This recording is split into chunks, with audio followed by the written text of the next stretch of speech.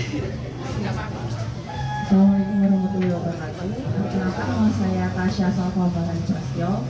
Saya dari kampus UM Metro. Kebetulan saya juga mahasiswa pertukaran pelajar dari Kediri, Jawa Timur. Gini Bapak, saya kan mau tanya, ini kan jadinya akses hukum untuk rakyat kecil. Akses itu kan kita ibaratkan seperti jembatannya. Kita ini menjembatani, orang-orang hukum ini menjembatani rakyat-rakyat kecil untuk melakukan bantuan hukum seperti itu.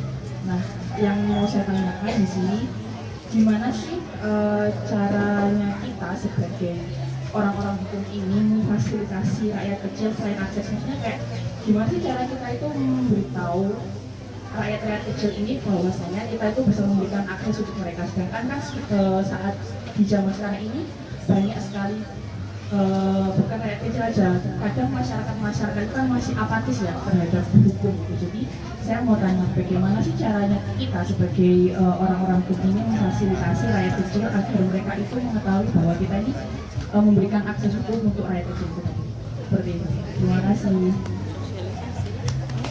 Terima kasih atas pertanyaannya. Selanjutnya yang ketiga, ya silakan.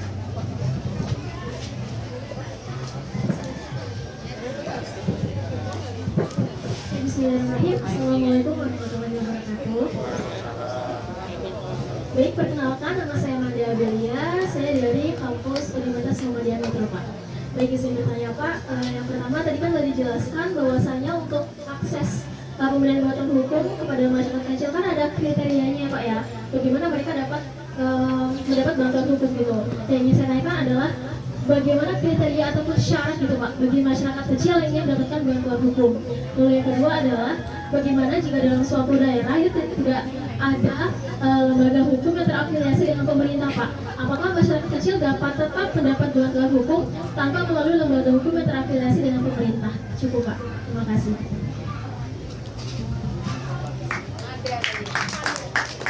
Baik, terima kasih Mada. Ya, ada 3 pertanyaan Bapak narasumber dari 3 mahasiswa. Mahasiswa begitu ya Pak, kalau tanya tajam gitu, karena memang itu yang dipelajari, sehingga di kesempatan yang terbuka ini mereka ingin mengetahui secara langsung. Alhamdulillah sedang bertemu dengan narasumber yang memang menangani tentang ini kan gitu ya. Yang pertama Pak, intinya adalah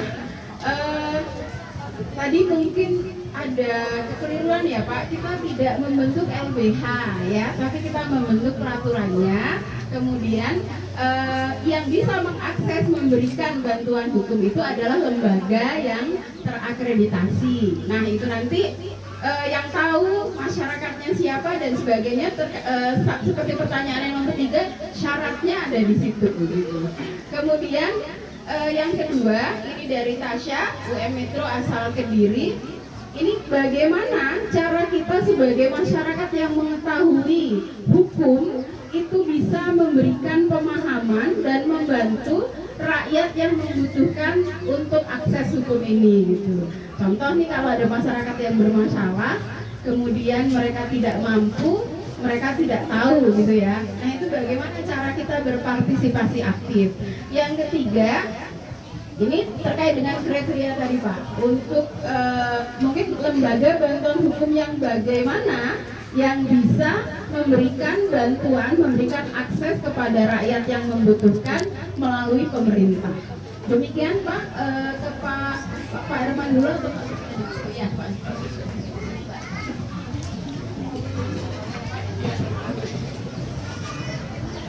Baik, terima kasih untuk Mbak Nisa ya, dari Kaltim. Saya tadi kaget untuk dari Kaltim tadi. Banyak mahasiswa kita di Metro ini dari 2 daerah atau dari 2 provinsi. Pertanyaannya 3 ini bagus, seperti inilah yang namanya mahasiswa kritis. Tapi saya kalau boleh pesan, sampai kritis ini, sampai kalian duduk ataupun bekerja seperti ini, itu pesan saya, harus kritis orang hukum itu ya. Jadi jangan nanti sudah bekerja hilang kritisnya. ya Pak Irwan ya. Ya, idealis itu orang beruntung harus ada. Ya. Terima kasih. Saya coba menanggapi nanti Pak Herman tolong tambah nanti Pak. Iya. Tadi satu tadi pertanyaannya bahwasannya hukum kita tumpul ke bawah, tajam ke bawah, tumpul ke atas seperti pisau. Sebagaimana kita ketahui saat ini hukum Indonesia sedang berproses yang namanya berproses menuju yang lebih baik. Kita lihat kasus-kasus sekarang, kita lihat perkembangannya sudah menuju lebih baik. Di mana waktu masih saya masih kecil-kecil dulu, sekarang sudah baik. Makanya reformasi hukum judulnya. Tidak ada sekarang lagi yang tutup-tutupi. Apalagi sudah begitu yang namanya viral. Itulah tajamnya dasarnya medsos, media sosial. Tidak ada. Kita lihat sekarang mau anggota DPR RI, mau dia pejabat, apa pikirkan namanya aparat penegak hukum, semuanya sama sudah sekarang. Jadi tugas kita bersama sekarang melaksanakan dan mengawasi proses hukum itu. Ya, kita lihat sama semua. Kemudian kalau salah tangkap, ini saya sampaikan, kita tunduknya kepada namanya KUHAP dan Kitab Undang-Undang Beracara. Tangkap itu di sana ada diatur. Jadi tidak masuk konteksnya nanti kepada yang namanya akses hukum di Pemda. Di sana kita lihat ada di KUHAP itu dikatakan kalau salah tangkap bisa memperadinya itu juga salah tangkap itu, ya yang pengacara itu ya. Nah dia tunduk ke sana. Nah, jadi salah tangkap itu ke sana. Jadi tidak nanti ada hubungannya dengan yang namanya yang pada hari ini akses hukum terhadap masyarakat tidak mampu. Nanti ada juga nanti kalau salah tangkap terhadap masyarakat tidak mampu bisa nanti hadir nanti di situ. Tapi tentunya masyarakat itu ada haknya untuk menuntut balik. Itu ya. Kemudian namanya pencurian motor sehingga masyarakat itu skeptis. Namanya pencurian motor ini terkadang saya sampaikan, saya selalu kadang diskusi Pak Herman, adik sekalian, kepada namanya pencuri motor. Kalau dia tertangkap tangan, itu enak prosesnya, tidak mungkin ditunda prosesnya oleh aparat penegak hukum. Tetapi persoalannya pada saat kita melapor hilang motor, aparat penegak hukum itu kan harus mencari minimal 2 alat bukti. 2 alat bukti itu harus dipegang dulu. Salah satunya, kalau dia sekarang kan sudah zamannya canggih, ada CCTV. Saya terjadi, ada 2 bulan yang lalu terjadi di depan rumah saya itu rumah dinas kepala kantor Kemenang. Motor dinasnya hilang tahun 2022 Vario, masih baru. Dia datang ke tempat saya, Pak, izin Pak kalau bisa dibuka CCTV-nya Pak, motor saya hilang tadi jam berapa, nggak tahu Pak. Kamu tahunya jam berapa hilang? Saya tanya. Sekitar jam 3 ada. Oh ya sudah. Saya bantu. Kebetulan datang ke rumah dari Polres, dari Polsek ke rumah. Saya minta waktu 2 hari. Saya bilang nanti akan saya buka. Setelah saya buka, saya berikan. Dengan alat bukti bantu tersebut tertangkap para pelakunya, tetangga kita 4 orang. Kelihatan. Tapi sampai saat ini tertangkapnya hanya 2, dan yang 2 masih DPO. 2 berproses tapi 2 DPO. Tapi barang bukti motornya tidak dapat sampai saat ini, belum dapat dipegang ataupun kembali. Itu kan sebagai BB-nya kan, barang bukti. Sampai saat ini karena menyangkut yang jual itu DPO, nggak tahu memang ya itu apakah memang putus mata rantai di situ sehingga tidak terlacak kepada yang namanya penadahnya kan, ini sedang berproses. Nah, tapi yang saya sampaikan hanya kita lapor, aparat penegak hukum kan harus mencari tadi alat bukti tadi. Kalau dia tidak terbukti, itulah tugasnya bertahap Bapak Ibu sekalian, adik-adik. Biasanya rangkaiannya terhadap peristiwa nanti kalau suatu saat tertangkap tangan. Ditanya, kamu pernah berbuat kemana? Berbuat di mana saja, itulah dia. Tapi kalau tadi disampaikan kita tidak boleh secepat karena sudah lapor harus dapat, kita harus hukum gitu. Jadi petugas itu juga harus dia mencari alat bukti tadi, pelakunya. Kalau itu tidak dapat, dia memang agak lama. Jadi harus dia 2 alat bukti tadi. Kemudian yang tadi LBH tadi benar Bu moderator ya menyampaikan perda kita ini atau raperda kita ini bukan mengatur tentang LBH yang dapat nanti bantuan. Dia tidak mengatur, tapi mengaturnya hanya kriteria, tidak mengatur pembentukan LBH, tetapi mengatur yang namanya kriteria LBH yang dapat diberikan. Maksudnya ini juga nanti kan terhadap si A tidak mampu, kemudian mau diberi bantuan, dan bantuan tadi juga bukan sifatnya langsung kepada individu yang tidak mampu, tetapi terhadap kepada LBH tersebut dengan adanya kriteria-kriteria tadi. Salah satunya adalah yang terakreditasi. Ini kan aturan mainnya ada namanya untuk advokat. Duduk di sana dia. Dan salah satunya tidak ada hubungan darah, itu setahu saya, antara si si masyarakat tadi kepada yang LBH, kan begitu, tidak ada hubungan, lebih fair ya nanti. Nah kemudian yang saya lanjut lagi untuk di Tasya dari Kediri, jabatan gimana cara memberi tahu kepada masyarakat atau tentang representasi itu. Caranya saat ini gampang. Salah satunya nanti pada saat kita yang namanya membuat raperda ini, ya, raperda ini adalah kita melakukan yang namanya nanti melakukannya adalah pasti salah satunya buat raperda itu adanya NA, nah naskah akademis. Nah kemudian ada lagi proses tahapannya adalah menerima masukan pada saat sosialisasi draft, menerima masukan dari masyarakat. Ya. Kemudian singkatnya cerita telah menjadi perda. Nantinya kita ini sudah ada namanya jaringan informasi hukum, sistem jaringan informasi hukum masuk ke sana. Salah satunya adalah semua masyarakat itu seluruh Indonesia dapat mengakses ke situ, melihat. Kemudian yang terakhir adalah tugas nanti dari bagian hukum ataupun OPD yang teknis terkait melakukan sosialisasi langsung kepada masyarakat itu salah satunya ya. Nah kemudian untuk yang namanya tadi lupa saya bagaimana apa yang ada tadi ya untuk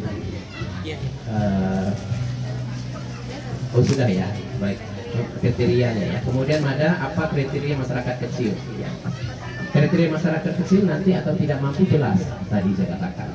Nanti makanya raperda itu lahir adalah mengatur secara jelas, jangan sampai kita ini selaku aparat ataupun pejabat, jangan sampai masyarakat yang benar-benar harusnya mendapat bantuan tidak dapat, yang tidak harusnya mendapat. Nah ini dia, makanya perlu hadir namanya regulasi. Dalam hukum itu Pak Firman ya, kan ada namanya ajas nulum delictu. Tiada suatu perbuatan yang dapat dihukum, melainkan ketentuan peraturan perundang-undangan terlebih dahulu mengaturnya. Makanya nanti kita atur di dalam itu. LBH-nya kita atur, masyarakat yang dapat bantuan kita atur, ya. Kemudian apa kalau tidak ada? Jadi tidak ada berarti yang terakhir. Oh ya LBH ya. LBH nanti ada. Contoh, nah ini masalah tadi disampaikan Undang-Undang 23 2014 tentang pemerintahan daerah. Tentang yang namanya kehakiman ini masih kewenangan absolut dari pemerintah pusat.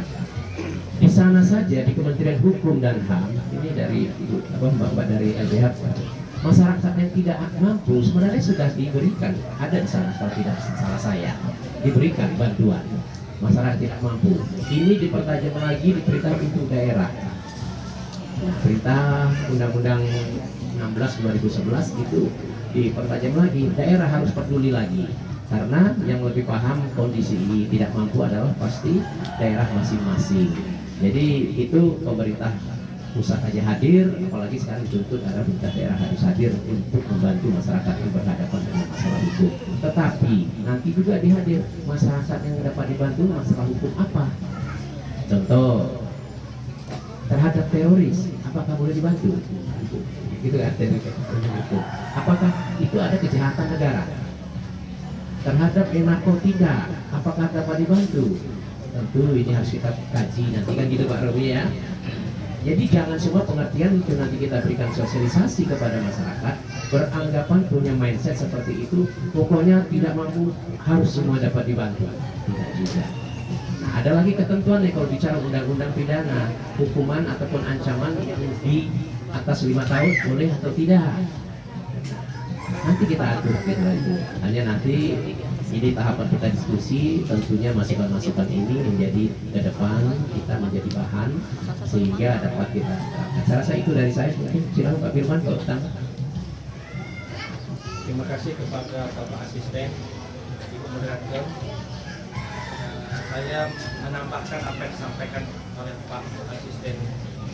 Pertama, pertanyaan dari Ibu Nisa ini cukup baik ini.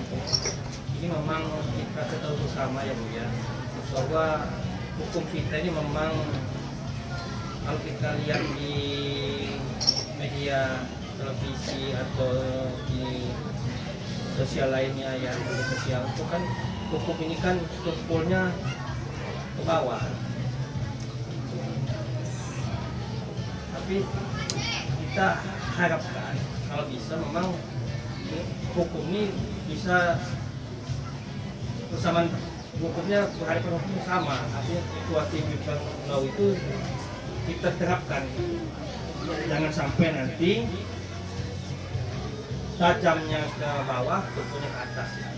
Yang kita perlu kita paham bersama. Saya setuju bahwa negara hukum ini kan sudah diatur di konstitusi kan, bahwa Indonesia adalah negara hukum. Itu di pasal 1 ayat 1 Undang-Undang 45. Itu yang perlu kita garis bawahi. Karena kalau kita tidak memahami bahwa negara Indonesia bukan negara hukum, ya nanti salah. Yang kedua, saya setuju yang disampaikan oleh Pak Asisten. Memang terhadap polemik yang terjadi di masyarakat kecil ini memang sangat berbeda dengan perlakuan yang dihadapi oleh masyarakat menengah maupun atas. Berbeda sekali perlakuan hukumnya. Coba kita lihat yang disampaikan oleh Nisa tadi, ada kasus itu hanya terjadi pencurian motor. Tiba-tiba kasus itu kita pikirkan sebagai masyarakat kecil itu ngapain kita urus ini, pasti banyak banyak urusan panjang birokrasinya, mau ke A ke B ke C urusan itu. Yang kedua, ribet juga ngurusnya kan. Nah itu setuju saya, tetapi kan ini ada jalan keluarnya atau solusi yang perlu kita pahami bersama, bahwa hal tersebut bisa dilakukan terhadap masyarakat kecil, rakyat kecil untuk dibantu dengan cara pendampingan. Pendampingan itu yaitu tadi, jangan sampai prosesnya itu kalau bisa jangan sampai ke pengadilan, artinya bisa diselesaikan di mediasi atau misalnya. Nah terhadap lembaga bantu hukum memang jelas di aturan Undang-Undang 16 2011 itu, yaitu yang terafiliasi. Maksudnya terafiliasi ini ya terdaftar di Kementerian Hukum dan HAM biasanya. Di Undang-Undang 16 2011 ini memang jelas semua kriterianya diatur. Dan kita kalau kita ingin menyusun rancangan perda, ya tidak boleh keluar daripada Undang-Undang 16 2011 karena kita harus mengikuti ketentuan yang diatur di Undang-Undang 16 2011 tentang bantuan hukum. Bantuan hukum itu juga kan, ya kata Pak Asisten, ya tidak bisa dilakukan secara luas, ya harus ada kriterianya. Saya setuju, kriteria yang bisa dibantu oleh bantuan hukum ini adalah yang membutuhkan bantuan. Artinya masyarakat kecil ini yang perlu dibantu. Jangan sampai nanti masyarakat yang menengah atau atas pengen bantuan juga. Itu tidak dibenarkan. Makanya di dalam Raperda itu kita pasti ada aturan yang mengatur tentang mekanisme dan tata cara kita memberikan bantuan. Yang ketiga ini terhadap akses hukum untuk rakyat kecil, bagaimana memfasilitasinya? Yang disampaikan oleh Pak Asisten tadi, kita akan menyusun regulasi. Nah, regulasi ini kan akan melibatkan stakeholder, masyarakat, lembaga bantuan hukum, organisasi bantuan hukum maupun masyarakat yang menangani terhadap persoalan hukum juga. Jadi sama-sama kita mencermati untuk menyusun suatu regulasi itu dengan baik. Kalau tidak sesuai dengan ketentuan suatu perundang-undangan, ya tidak boleh diatur. Dan juga kata Pak Asisten tadi, ketentuan untuk mengatur suatu regulasi Raperda ini diatur sesuai kewenangan kita. Jangan sampai kita mengatur bukan kewenangan yang diberikan oleh pemerintah kota metro. Berbeda juga dengan pemerintah provinsi, ada kewenangan juga. Tidak boleh mencampuri urusan pemerintah kota metro. Artinya kewenangannya itu harus dicermati. Yang terakhir ini, kalau saya mencermati kriteria syaratnya itu memang sudah ada di Undang-Undang 16 tentang bantuan hukum. Yang paling penting itu dia menunjukkan surat keterangan tidak mampu atau surat keterangan dari kelurahan. Itu pertama. Yang kedua dia KTP. KTP-nya biasanya domisili yang di metro. Jangan yang domisili di Lampung Selatan. Minta di kota metro. Tidak boleh ya untuk advokat ya. Karena nanti yang akan berhubungan ini akan membantu ini bukan pihak yang persoalan hukum, advokatnya itu yang membantu. Nanti kan memberi bantuan itu kepada pengacaranya atau advokatnya. Dan advokat nanti akan memfasilitasi yang kena persoalan hukum. Nah, terhadap persoalan itu ya memang tergantung ke kemampuan keuangan APBD Kota Metro. Ya, jangan kira nanti Kota Metro banyak uang membantu semua, enggak. Ada kriterianya. Jadi Kota Metro ini kan akan memberi bantuan melalui APBD. APBD-nya ada tidak uangnya? Kalau tidak ada ya bagaimana? Jangan juga dipaksakan juga. Kan kadang-kadang masyarakat yang kena persoalan hukum ini karena dia di dalam Undang-Undang 16.011 itu pemerintah daerah wajib mendampingi masyarakat yang terkena persoalan hukum. Artinya jangan sampai nanti semuanya minta bantuan ke pemerintah daerah Kota Metro yang harus mendampingi. Nanti kan ada kriteria yang perlu dimasukkan dalam regulasi perda yang akan disusun oleh Kota Metro. Harapan saya, ya memang perda Kota Metro tentang bantuan hukum ini harus segera disusun, ya, Bu Hanaya, kalau memang bisa diusulkan di Perda 2024. Tapi sebenarnya kalau ada Pak Didik ini bisa langsung catat ya. Apalagi Komisi 1. Komisi 1 kan menangani pemerintahan hukum yang kemasyarakatan. Bisa diusulkan oleh DPRD bisa, diusulkan oleh Badan Hukum Pemerintah Kota Metro bisa. Artinya tinggal komunikasi antara DPRD dan pemerintah Kota Metro. Itu saja yang saya dapat sampaikan. Terima kasih. Wassalamualaikum warahmatullahi wabarakatuh. Saya tambah sedikit lagi, dulu adik-adik, Bapak Ibu sekalian. Bantuan itu juga dengan pengertian nanti bantuannya itu kepada masyarakat. Ini bantuan hukum. Nanti ada pembiayaannya itu kepada lembaga tadi. Nanti tentu ada rumus tersendiri cara penghitungannya. Sepanjang pada yang bersangkutan tadi masyarakat ada nomor perkaranya. Kan gitu ya. Biasanya itu nomor perkara. Tinggal dua. Bicara hukum ini ada pidana perdata. Apakah bisa kalau perdata? Apakah hanya cukup pidana?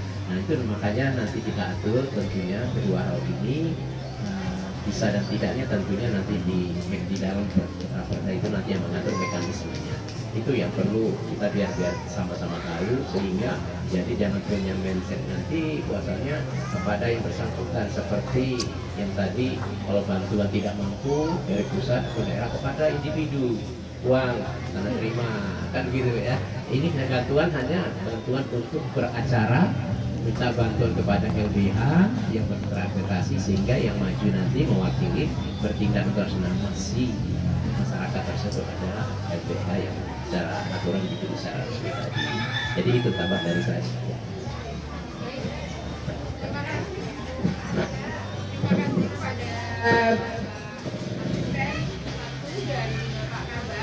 Jadi adik-adik mahasiswa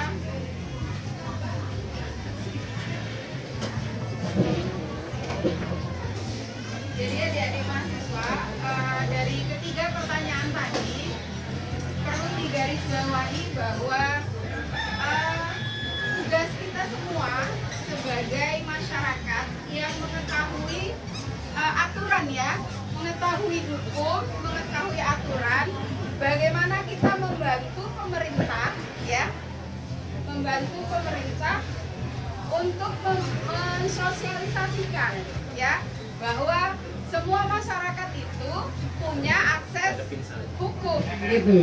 Semua masyarakat itu punya akses hukum gitu.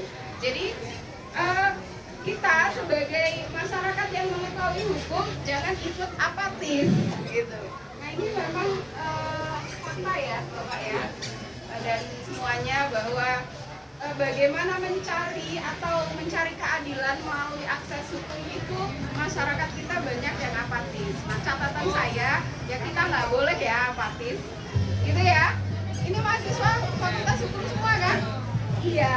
Nah kita sebagai akademisi maka tidak boleh apatis. Itu yang pertama. Yang kedua terkait dengan kriteria atau syarat bantuan hukum tadi, kedua narasumber kita sudah menyampaikan bahwa Undang-Undang Nomor 16 Tahun 2011 tentang bantuan hukum, khususnya di pasal 8 itu sudah disebutkan kriteria lembaga bantuan hukum yang bisa memberikan akses bantuan hukum kepada masyarakat. Nah tadi juga harus dipahami bahwa bantuan hukum ini bukan seperti BLT. Nah itu ya Pak ya. Ini jangan sampai keliru ya, bahwa maksudnya bantuan hukum ini nanti akan diatur oleh Perda yang merupakan turunan dari Undang-Undang Nomor 16 Tahun 2011 itu, bahwa anggarannya nanti akan diserahkan kepada lembaga bantuan hukum yang membantu masyarakat untuk menyelesaikan masalah hukumnya. Itu ya. Jadi bukan ujuk-ujuk saya datang ke bagian hukum Pemda Kota Metro, kemudian Bu Ana, saya punya masalah, saya nggak punya uang, saya minta uang untuk beracara gitu ya, bukan begitu. Nah ini perlu dipahami kita semua.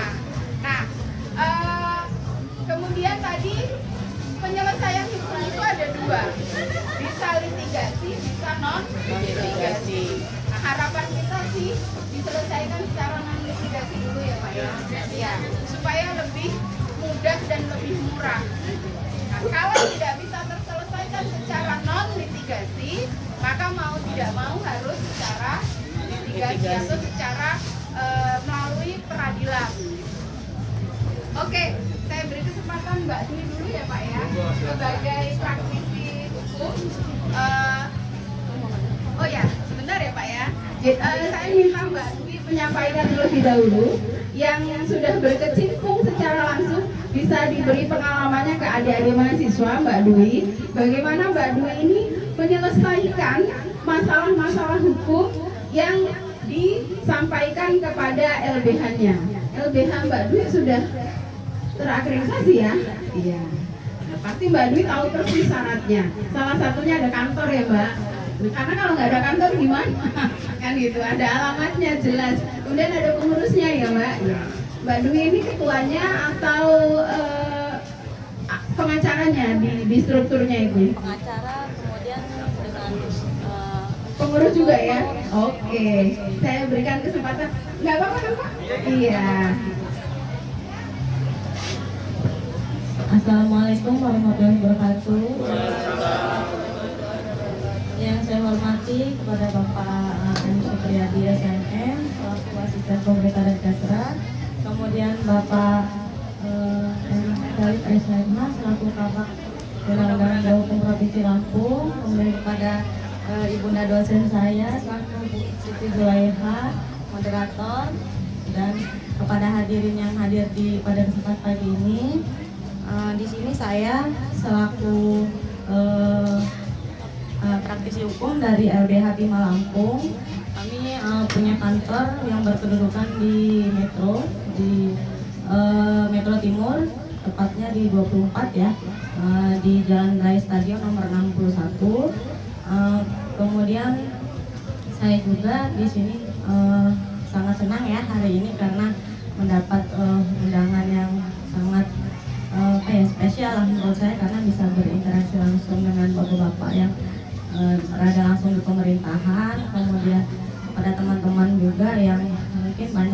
aktivis di kampus ya, karena saya juga dulu aktif di kampus. Saya dulu dari himpunan mahasiswa Islam, jadi saya juga di sini senang lah bergabung di sini. Kemudian dari segi pertanyaan dari adik-adik yang bertanyakan bahwa bagaimana sih kita akses hukum masyarakat untuk mendapatkan kepastian hukum atau pendampingan hukum ke LBH. Sebenarnya untuk cara-cara kita mendapatkan fasilitas itu sebenarnya mudah sekali, karena di setiap dari lingkup yang pertama itu polsek ya, atau kita setiap ada permasalahan pastikan yang kita cari terlebih dahulu yaitu aparat penegak hukum, biasanya kepolisian. Nah, di kepolisian itu kami juga bekerja sama sebenarnya. Kami tuh biasanya dari lembaga hukum itu ada yang ditunjuk dari Polres itu secara cuma-cuma atau gratis ya. Jadi bisa langsung ke Polres, kemudian ketika ada permasalahan yang rumit atau apa, biasanya nanti dari Polres itu ada memberitahu bahwa ini akan didampingi secara cuma-cuma. Itu dari Polres pasti ada. Jadi nanti boleh ditanyakan saja misalkan kepada saudara atau masyarakat yang membutuhkan bantuan hukum, itu pasti dan itu tidak bayar. Dan itu aksesnya juga tidak sulit karena ada kantornya, kemudian pasti ada personilnya itu pasti ada. Nah, kemudian nanti dari tahap kepolisian itu apakah perkara ini itu bisa kita lanjutkan secara litigasi atau non litigasi, itu ada RJ ya, singkatannya restoratif justice. Nah itu nanti bisa kita selesaikan secara kekeluargaan. Itu bisa dari perkara-perkara yang ringan seperti misalkan perkara anak usia di bawah 18 tahun. Dan perkara itu juga perkara-perkara yang ringan, artinya perbuatan anak itu dilakukan tidak dalam keadaan yang memang benar-benar sadar, ikut-ikutan dan lain-lain. Dan mungkin perkara itu dengan ancaman yang di bawah 5 tahun. Kemudian nanti ketika itu tidak selesai pada bagian untuk litigasinya, ketika naik ke ranah peradilannya, itu kami juga pasti ada bantuan hukum atau pendampingannya. Itu pasti nanti dari pengadilan akan ditunjuk siapa LBH yang untuk mendampingi.